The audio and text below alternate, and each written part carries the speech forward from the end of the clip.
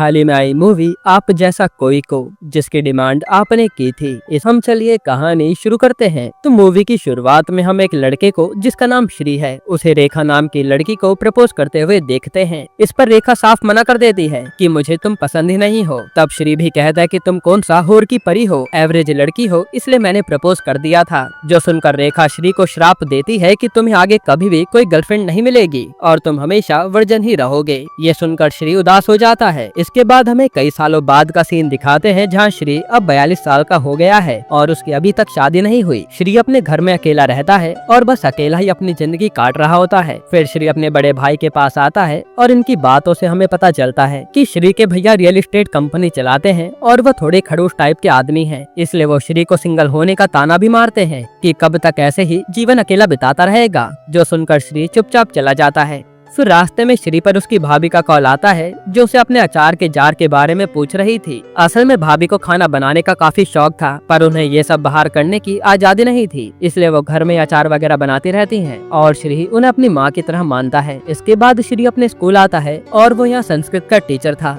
और यहाँ राकेश नाम का बच्चा उसका काफी मजाक बनाता है और ये लोग भी श्री के वर्जन होने का ही मजाक बना रहे थे, पर श्री बेचारा ज्यादा कुछ कहता नहीं। खैर, इसके बाद श्री अपने दोस्त दीपक से मिलने जाता है और यहाँ ये दोनों श्री की शादी की ही बात करने लगते हैं। तब हमें पता चलता है कि श्री अब तक जितनी भी लड़कियों से मिला है, उन्होंने या तो श्री को उसके लुक्स के लिए मना कर दिया या फिर उसकी इनोसेंस के कारण, क्योंकि श्री काफी शर्मीला था और आज तक श्री कभी गर्लफ्रेंड भी नहीं बना पाया। फिर यहाँ दीपक बताता है कि मार्केट में एक नया ऐप आया है जिसमें तुम बिना अपनी पहचान रिवील करे किसी भी लेडी से गंदी गंदी बातें कर सकते हो और कोई तुम्हें जज भी नहीं करेगा। ये सुनकर श्री पहले तो मना करता है, लेकिन फिर वो ऐप इंस्टॉल कर लेता है। जिसके बाद वो घर आकर उसी ऐप पर आईडी बनाकर कॉल लगाता है। तब यहाँ पहला कॉल एक लड़की उठाती है तो श्री उससे बड़ी तहजीब से बात करता है और अपना पूरा नाम भी उसे बता देता है। तब वो लड़की भी श्री से अच्छे से बात करती है, पर जैसा कि दीपक ने बताया था कि उस ऐप पर सारी लेडीज गंदी बातें करने ही आती हैं, तो वो लड़की भी श्री से गंदी गंदी बातें करने लगती है। ये सुनकर श्री को पहले अजीब लगता है, फिर उसे मजा आने लगता है। इसी तरह से श्री अगले दिन भी कॉल लगाकर उस ऐप पर अननोन लेडी से बात करने लगता है और अब उसे वो ऐप चलाने में मजा आ रहा था। ऐसे ही करते हुए कुछ दिन बीत जाते हैं। इधर हम श्री के भैया भानु और भाभी कुसुम को साथ में देखते हैं और कुसुम जैसे ही भानु के करीब आने की कोशिश करती है तो भानु उसे रोक देता है, जैसे वो उससे बोर हो गया हो। ये बात कुसुम को अच्छी नहीं लगती। फिर बातों बातों में कुसुम भानु से अपना क्लाउड किचन खोलने की परमिशन मांगती है, तो भानु उसके लिए भी मना कर देता है, जिससे कुसुम उदास हो जाती है। फिर एक दिन जब कुसुम अकेले बैठी होती है, तभी उसके पास जॉय नाम का पड़ोसी आता है, जो उसके अचार की खूब तारीफ करता है। इससे कुसुम काफी खुश होती है। वही जॉय कुसुम से श्री की भी बात करता है, क्योंकि जॉय की भांजी सिंगल थी और वो श्री से उसकी बात चलाने आया था। जिसके बाद कुसुम ये बात सीधा श्री से बताती है और वो उसकी मीटिंग जॉय की भांजी से फिक्स करा देती है। यहाँ श्री पहले तो मना करता है कि पक्का कोई अजीब सी ही दिखने वाली लड़की मिल रही होगी मेरे लिए, लेकिन कुसुम कहती है कि एक बार मिल ले बस। जिसके बाद श्री उस लड़की से एक रेस्टोरेंट में मिलने जाता है और यहाँ जैसे वो लड़की आती है तो श्री उसे देखता ही रह जाता है। लड़के का नाम था मधु और वो आते ही कहती है कि चलो चाय पीते हैं ना, यहाँ वैसे भी चाय नहीं मिलती। तब श्री भी चल देता है, क्योंकि उसे चाय बहुत पसंद थी और ये दोनों चाय पीते पीते खूब बातें करते हैं। इससे श्री को भी अच्छा लगता है। हालांकि उसे अभी भी विश्वास नहीं हो रहा था कि इतनी सुंदर लड़की अभी तक सिंगल है और वो उससे मिलने भी आई है। फिर ये बात जाकर श्री दीपक को बताता है और कहता है कि यार मुझे कुछ गड़बड़ लग रही है। तो दीपक कहता है कि ऐसा है तो हम उसके घर जाकर सब कुछ पता कर लेते हैं। इसलिए अगले दिन ही दीपक श्री के स्टूडेंट राकेश और श्री को लेकर कोलकाता पहुँच जाता है, जहाँ की मधु रहने वाली थी, और राकेश को ये लोग मधु का स्टूडेंट बताकर उसके घर भेज देते हैं। असल में मधु फ्रेंच लैंग्वेज की टीचर थी, इसलिए वहाँ जाकर राकेश उनसे मधु के बारे में पूछने लगता है कि मधु का नेचर वगैरह कैसा है। फिर इसी दौरान राकेश को नमित नाम के लड़के के बारे में भी पता चलता है, यानी नमित और मधु का कभी कुछ कनेक्शन रहा होगा। जो बात जानकर तो श्री उदास हो जाता है। फिर जब श्री और मधु दोबारा मिलते हैं तो श्री डायरेक्ट पूछ लेता है कि ये बताओ कि ये नमित से तुम्हारा क्या चक्कर है। जो सुनकर पहले तो मधु चौंक जाती है कि इसे ये सब कैसे पता चला। फिर वो बताते हैं कि नमित 5 साल पहले मेरा बॉयफ्रेंड था और हम दोनों एक बार जब इंटीमेट होने ही वाले थे तो नमित ने बहुत ही टुच्चा सवाल पूछा कि मैं वर्जिन हूँ या नहीं, इसलिए मैंने तुरंत उससे ब्रेकअप कर लिया था और मैं ऐसे आदमी का चेहरा भी देखना नहीं चाहती। ये सुनकर श्री चौंक जाता है कि ये सवाल में गलत था ही क्या। पर वो हिम्मत ही नहीं कर पाता मधु से इस बारे में पूछने के लिए। और मधु तो यहाँ तक कह देती है कि आजकल 16 साल के बाद वर्जिन रहता ही कौन है। जो सुनकर तो श्री और चौंक जाता है, पर मधु गुस्सा न हो जाए इसलिए वो चुप ही रहता है। हालांकि वो तो खुद भी वर्जिन ही था, ये वो बता नहीं पाता। इसके बाद भी श्री और मधु रोजाना मिलने लगते हैं और कहीं न कहीं श्री ने भी सोच लिया था कि वो मधु को ज्यादा जज नहीं करेगा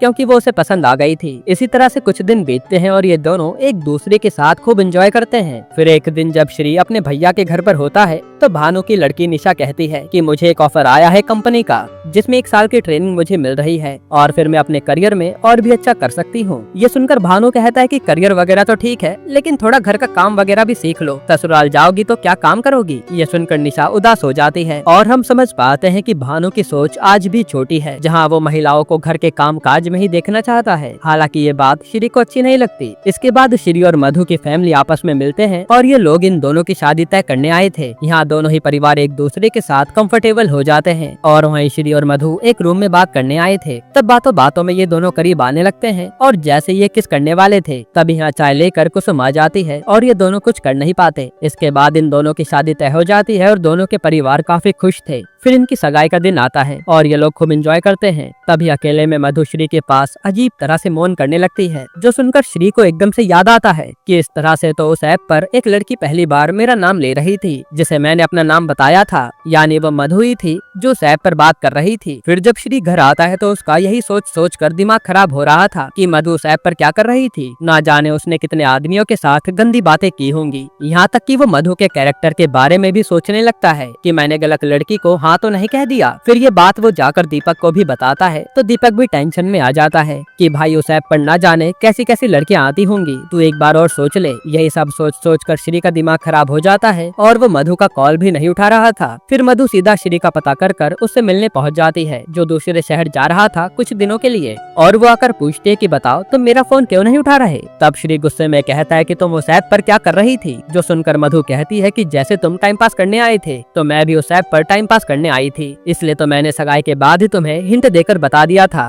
कि मैं वही लड़की हूँ। साथ ही मधु कहते कि जब तुमने ऐप पर मुझे अपना नाम बताया और तुमने मुझसे काफी अच्छे तरीके से बात करी तो मुझे लगा कि तुम दिल के काफी अच्छे हो, इसलिए मैंने तुम्हारी सोशल मीडिया प्रोफाइल निकाली और तुम्हारा नाम सबसे अलग था, इसलिए एक ही प्रोफाइल थी उस नाम की, और पता करने पर मालूम पड़ा कि तुम जॉय मामा के पड़ोसी के भाई हो, इसलिए मैंने रिश्ता भिजवा दिया। ये सब सुनकर श्री थोड़ा इमोशनल हो जाता है, लेकिन फिर उसके दिमाग में अभी भी वही सब चल रहा था कि मधु के ना जाने कितने चक्कर रहे होंगे, इसलिए वो कहता है कि मैं तुम्हारे साथ जिंदगी नहीं बिता सकता। ये कहकर वो मधु से अपनी सगाई तोड़ देता है और उसकी अंगूठी लौटा कर चला जाता है। तब मधु भी देखती रह जाती है। फिर जब श्री घर आता है तो यहाँ शादी की तैयारी चल रही थी, तो वो सबको मधु का सच बता देता है कि वो एक गंदे ऐप पर बात करती थी। जो सुनकर भानु भी कहता है कि तूने शादी तोड़कर सही किया, और वो गुस्से में उस फैमिली से बात करने के लिए जाने लगता है। यहाँ तक कि रास्ते में भानु मधु की फैमिली की बुराई भी करता है कि वहाँ की औरतों के सामने आदमी तो झुक कर रहते हैं, तो वहाँ की लड़की तो ऐसा ही करेगी, जो बात कुसुम को अच्छी नहीं लगती। वही मधु ने अभी अपनी फैमिली को सच बता दिया था, लेकिन मधु की फैमिली इतना ज्यादा ओवर रिएक्ट नहीं करती। उनका कहना था कि इंसान अपनी मर्जी से जो चाहे वो कर सकता है। अब इसके बाद जैसे दोनों फैमिली आमने सामने आती है तो यहाँ भानु उन पर भड़कने लगता है। तब मधु की फैमिली भी जवाब देती है और एक तरह से रिश्ता पूरा ही खत्म हो गया था। जिसके बाद भानु श्री की कुंडली पंडित को दिखाता है ताकि उसके लिए अच्छी लड़की मिल सके, और कुंडली के दोष मिटाने के लिए ये लोग श्री की शादी एक पौधे से करा देते हैं। हालांकि इस दौरान श्री को मधु की याद आ रही थी, वहीं मधु भी श्री को याद करके काफी उदास थी, क्योंकि ये दोनों ही एक दूसरे को चाहने लगे थे। ऐसे ही कुछ दिन बीतते हैं और एक दिन मधु के मौसा पर वेन्यू वाले का फोन आता है, जो पूरा पैसा मांग रहा था, क्योंकि भानु ने शादी के वेन्यू के पैसे देने से मना कर दिया था। ये सुनकर मधु अपने मामा जॉय को छेड़ने लगती है कि आप ही कोई लड़की ले आओ, हम शादी आपकी करवा देंगे, जिस पर जॉय शर्मा जाता है। इधर निशा अपने पापा से बताती है कि मुझे अगले हफ्ते कोलकाता निकलना है अपने काम के लिए। तब उसके पापा कहते हैं कि ठीक है, जो मर्जी वो करो, तुम मेरी कौन सा सुनने वाली हो। जिस पर कुसुम भी कहते कि मैं इसके साथ चली जाऊंगी ना, और मैं इसका पूरा ख्याल रखूंगी, आप टेंशन मत लीजिए। तब भानु भी कुछ बोल नहीं पाता। फिर जब कुसुम और निशा कोलकाता जा रहे होते हैं तो कुसुम श्री से कहती है कि तू भी हमारे साथ चल, तुझे अच्छा लगेगा। लेकिन श्री कहता है कि उस शहर में मधु रहती है और मैं उसे भूल चुका हूँ, इसलिए मैं यहीं खुश हूँ। जो देखकर निशा श्री के साथ ट्रेन के बाहर आती है और उसे कहते कि चाचा आप झूठ क्यों कह रहे हैं कि आप मधु को भूल चुके हैं, ये झूठ बोलना आप बंद कीजिए। ये सब कहकर निशा चली जाती है और श्री भी उदास हो जाता है। जिसके बाद वो दीपक के सामने खूब रोता है कि मैं मधु को भूल नहीं पा रहा। इस पर दीपक कहता है कि थोड़ा अपने आप को समय दे, सब ठीक हो जाएगा। पर अगले ही पल श्री तो सीधा मधु से मिलने उसके स्कूल पहुंच जाता है, जहां वो देखता है कि मधु अकेली है और जैसे वो उससे अपने दिल की बात बताने जा रहा होता है उसी समय वहाँ नमित आ जाता है, वही मधु का एक्स, और वो यहाँ आकर मधु से अपने किए की माफी मांगता है और फिर ये दोनों बाहर रेस्टोरेंट में बात करने आ जाते हैं। तब पीछे पीछे श्री भी जाता है। फिर जब उससे बर्दाश्त नहीं होता तो वो सीधा मधु के सामने आ जाता है और उससे बात करने लगता है। फिर वो नमित को वहाँ से हटाकर मधु से कहता है कि देखो, तुमसे जो गलती हुई उसे मैं माफ कर दूंगा, लेकिन आगे से मेरे अकॉर्डिंग ही तुम्हें चलना होगा। ये सुनकर मधु कहते कि तुम होते कौन हो जो मुझे परमिशन दोगे, और जब दो लोग प्यार करते हैं तो कोई किसी को बांधता नहीं है,